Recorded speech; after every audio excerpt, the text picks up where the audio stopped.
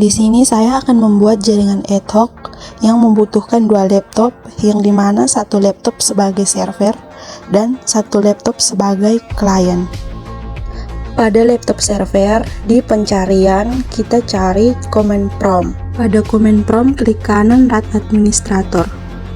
Setelah muncul pada video ini, kita masukkan perintah nets WLAN set hosted network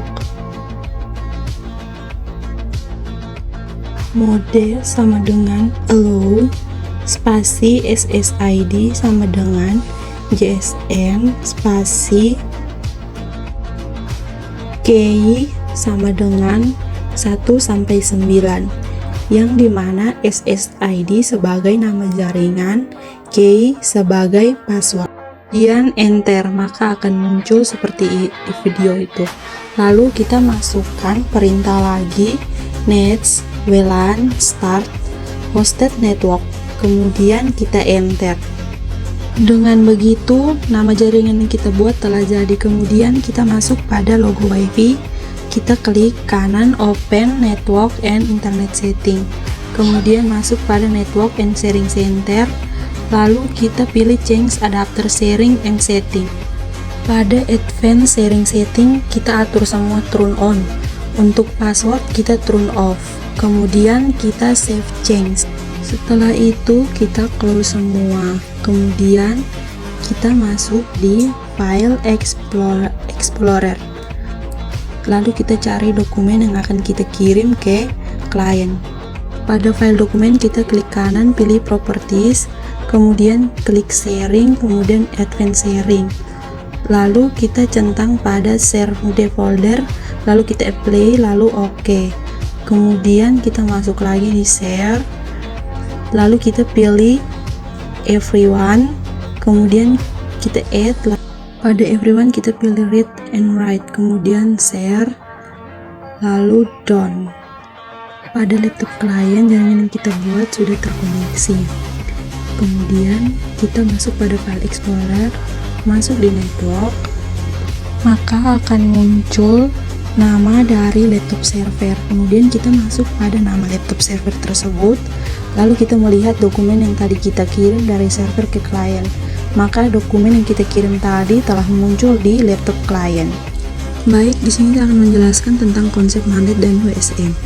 Konsep magnet dan WSN. Magnet, Mobile Ad Hoc Network, dan WSN, Wireless Sensor Network adalah dua konsep penting dalam teknologi jaringan nirkabel yang memungkinkan komunikasi dan pertukaran data tanpa infrastruktur tetap. Yang berikut tentang penjelasan konsep magnet. Yang pertama, jaringan mandiri. Magnet adalah jaringan mandiri yang dibentuk secara dinamis oleh perangkat bergerak tanpa memerlukan infrastruktur tetap. Yang kedua, topologi berubah. Topologi jaringan magnet dapat berubah sewaktu-waktu karena pergerakan perangkat dan konektivitas yang fleksibel. Yang ketiga, routing adaptif. Magnet memerlukan protokol routing yang adaptif untuk menyesuaikan dengan perubahan topologi jaringan yang dinamis. Baik, yang berikutnya kelebihan magnet. Yang pertama, fleksibel. Magnet dapat dengan cepat dibentuk di mana saja tanpa memerlukan infrastruktur tetap. Yang kedua, hemat biaya. Implementasi magnet lebih murah karena tidak membutuhkan biaya pemasangan infrastruktur. Yang ketiga, skalabilitas. Magnet dapat dengan mudah diperluas dengan menambahkan lebih banyak perangkat. Yang berikut tantangan magnet. Yang pertama, keamanan. Magnet rentan terhadap serangan karena sifat jaringan yang terbuka dan topologi yang dinamis. Yang kedua, manajemen daya.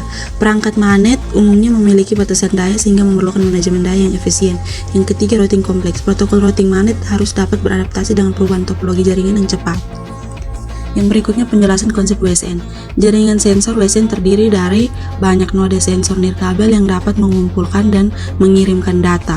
Yang berikut aplikasi luas. WSN digunakan dalam berbagai aplikasi seperti pemantauan lingkungan, perawatan kesehatan, dan pengendalian industri. Yang ketiga, komunikasi multi-hop. Mode sensor saling terhubung dan berkomunikasi secara multi-hop untuk memperluas jaringan jangkauan yang lebih luas. Yang berikut kendala energi. Salah satu tantangan utama WSN adalah manajemen daya yang terbatas pada node sensor. Berikut komponen WSN. Yang pertama, node sensor, perangkat yang dapat mengumpulkan data dari lingkungan. gateway penghubung antara jaringan sensor dan infrastruktur jaringan lainnya, server pusat tempat penyimpanan dan pemrosesan data dari seluruh jaringan sensor.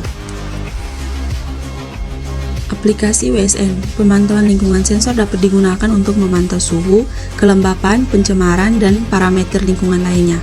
Pertanian cerdas, WSN dapat membantu petani memonitor dan mengelola lahan pertanian secara efisien.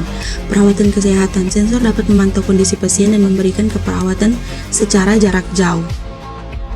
Yang berikut perbandingan magnet dan WSN. Topologi. Yang pertama topologi.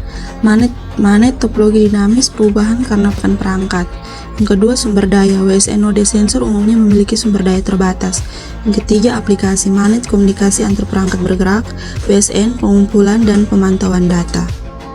Kesimpulan dari WSN dan magnet adalah saling melengkapi. WSN dan magnet dapat saling melengkapi dan kemampuan masing-masing untuk membentuk sistem jaringan kabel yang handal.